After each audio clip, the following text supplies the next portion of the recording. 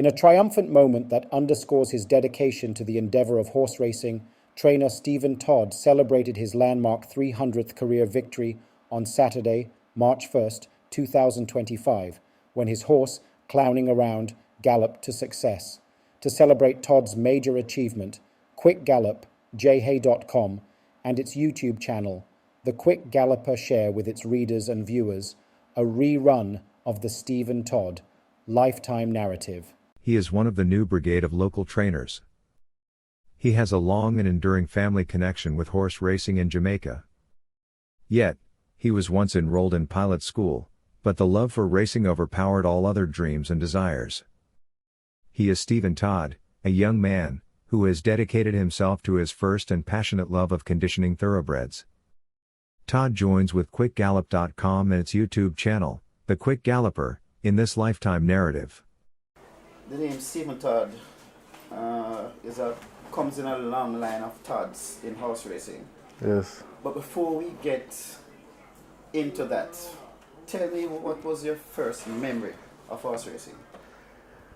Well, the memories seem like they have just always been here, because since I'm born we have been around horses. It's a whole family tradition of grandparents and extended family all involved in horse racing. So I feel like I just been at the track from I was born. Yes. You spoke about the family. Remind our viewers of the family history of the Todds in horse racing. Okay, well, my father was a trainer. His father, my grandfather, was also Richard Todd. Richard Todd. My grandfather, L.C. Todd, he was also a trainer. My grandmother, she was an owner at the track also. My mother was an owner at the track. So it's just a big family tradition for horse racing. With that being said, was there any chance that you would have done anything else than to be involved in horse racing? There was a lot of other things that I was interested in, and actually tried to divert from horse racing, and I was told to deal with school first, bookwork. Schooling is very important. So there was a lot of other interests, but really and truly the heart was just always at the track, always interested in knowing what's happening at the track, wanting to be around horses. You mentioned schooling. Tell us about your early schooling. Well, I went to St. George's College. Left St. George's and then did a whole wide host of different things. The first thing I did, I actually went to become a pilot. So I was actually in training to become a pilot. During that process, lost some interest, went back to school, went to university, was doing some stuff there. And everything just led me right back to Cayman Park. By any chance, did that have anything to do with your father? Definitely. You're doing? Definitely not. There was never ever a push for me to be at the track. If I was to say, I don't think my father ever tried to persuade me to come to the track. He probably tried to push me away from the track a little bit, wanting to make sure that everything else is done before you choose coming to the track. So it was just really me. Just the interest was just always there, and What was that hook though? I mean, you had gone off to do other things. What was that hook to get you back here? I am a fan of horse racing. I like to say this, even though I'm a trainer, I love the sport. Just like how we watch football and you love watching football or basketball. I just love horse racing. So whether or not I was training or not, there must have been something that would have been drawing me to come back to Caymanas and be involved with the horses. To make it even better is that when I was, developing the love for horse racing, my father was already so much into it and was such a good trainer that, he was winning races so regularly that, I thought it was just an easy thing that, once you're involved in racing, you're going to just be here. So I was always here, watching his winners and just enjoying the moments. So you would say that the bug bit you? Definitely did. Definitely. When was that conscious decision to come and get your trainer's license? Initially there was not a conscious decision. I was just wanting to be around my father, wanting to learn about horses, and I wasn't even thinking about really actually training them. Just being around him, learning from him, and just seeing where that takes me. And then after a while, my father was like, since you're going to be here, officially get an assistant license and then do what you need to do. And we did that. When was that? That was around 2004, 2003, thereabouts, where, started coming to the track now on a semi-professional basis now. It wasn't a fun thing. We just coming here to just be around my father. My father was actually putting me to work, starting to get me really involved in the processes that we do on a daily basis. And in that, then learning more. So it was not so much fun anymore, but it's a matter of actually knowing exactly what's happening and turning it into an actual work. And you did that for how many years until you got your license? Definitely. I was an assistant for about 7 to 8 years before I got the license in 2011. So for a while before. So that's 12 years now. How has the journey been for you? It has been good. It has been good. I think all of us know that racing is something that's up and down. It never started off as great as, I would have wanted it, but, over the times it has grown, it has gotten better.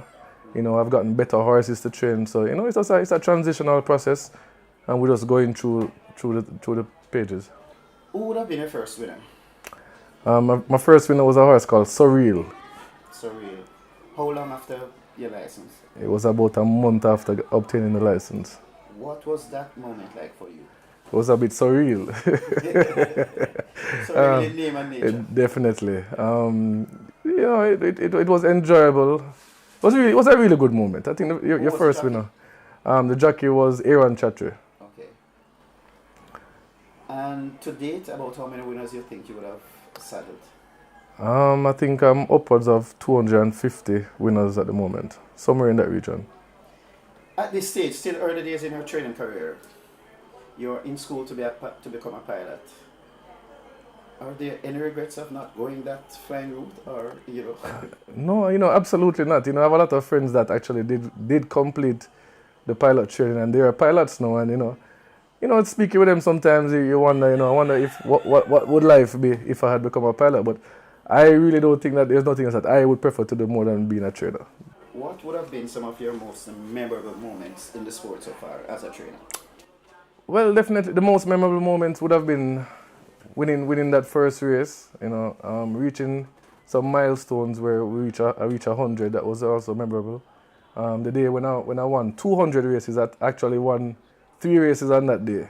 So that was probably one of the most standout moments when it comes to racing. And the best horse I've trained is a horse called Dream Come True. She actually won an open allowance race.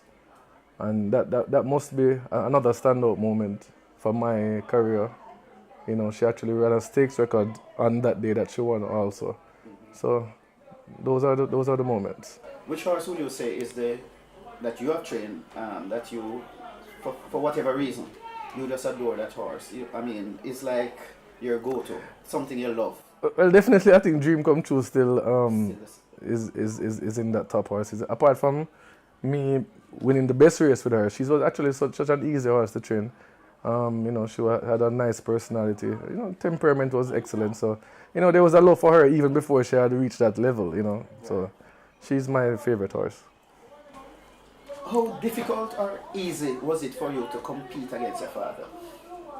Compete? I don't think my father and I competed against each other because he was always basically a mentor to whatever I was doing. I think some of the time there was some, if you want to say competition, I think it was more him pushing me, to do better. So, sometimes it acting like it was a competition, but there was no competition because any problems that I had, he was the person that I would ask to solve them. So it definitely wasn't a competition there. But when you both have horses in the race. There have been a few times, and I think at those times I've been on the lucky end more than others.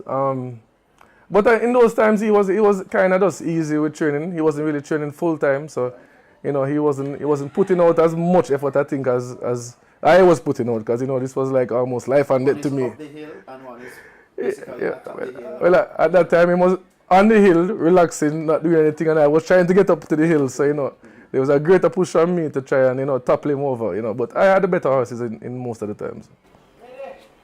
We're now 2023.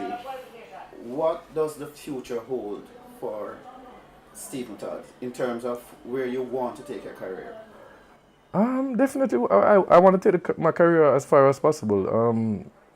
With that being said, there is a process. It takes time. With developing a skill, and without good horses, your career cannot go as far as you would want it to go. So, over the past couple of years, we've been building up. We've been, have some good owners investing in some younger horses, and hopefully over time we get the results that we want. What is your barn like now? How many horses?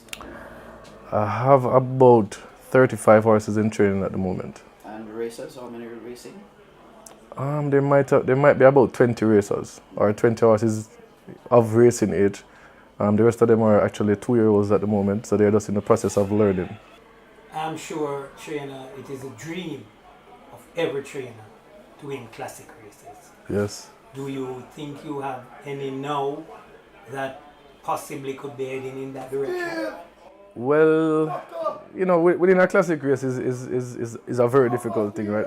I have had owners that are actually investing. We have some horses that look like quality, but we have to wait on for them to develop, and then we take it from there. In terms of horses, I mean, you might be a young trainer, in quotes, having got your license in 2011, but you have been around horses for a long time and been here at KMS for some time. In your time here, which is the best horse you think you have seen race here? Or horses? Well, a couple of them. She's a Manita definitely was a standout during my time as a trainer. Watching her beat the older horses, beating the male horses year after year. She was a standout. I've also seen Saint Cecilia race, and she was an excellent horse. But we're not sure. During the time that I've been here as a trainer, those I think were the two best horses that I've seen. And if we were to go to jockeys? During the time that I'm here, or overall? Also. Well, I've had the luck of seeing Winston Griffiths ride. He has actually ridden for me before, and so he must be the standout for me. And presently, what do you think of the colony that we have here now? Well, we have a much younger colony now, I think, and a lot of them are actually in the developmental stage. We have very good jockeys still. A couple of them are champion jockeys. So I think overall, we have a nice younger set, and we're building, and I think they're doing better and better every day. You are the trainer, but you need so much help in terms of getting the job done. How important is it to have good stable hands? It's critically important to have good stable hands. There is so much that a trainer can do in terms of the management of a horse, but then these responsibilities are divided over a number of people. I have an assistant trainer, I have a head lad, I have grooms, and everybody has a good amount of responsibility that they must complete for the total package to work. So it's a big teamwork for anybody that's involved in horse racing. It goes right down the groom, the jockey. They all play very important parts in the horse. So without them, there'll be no trainer. And of course the owners. And the most important people then, providing us with the horses to actually get the work done. So, owners extremely important, and they provide us with the horses, and then we do the work. So it's a big teamwork. It's a ball, it's a ring that is a continuous. It is a circle, and if each person not playing their part, then we won't have any success. In closing, is there anybody or any group of people that you would want to give a real good shout out to for helping Steven Todd to where he's at this stage in the horse racing? Well, I personally think I have a fantastic group of owners. I've an excellent number of owners that really have trusted me with training some of their horses, and we're in a building process. Over time we're trying to get better horses as we go by, and I think we're doing it. We're doing it stage by stage. So my owners, the best. Thank you for watching another video produced by the team from quickgallopjaya.com and its YouTube channel, The Quick Galloper. Please stay on the channel for other enlightening videos on those involved in local horse racing. Please like, subscribe, and press the notification bell.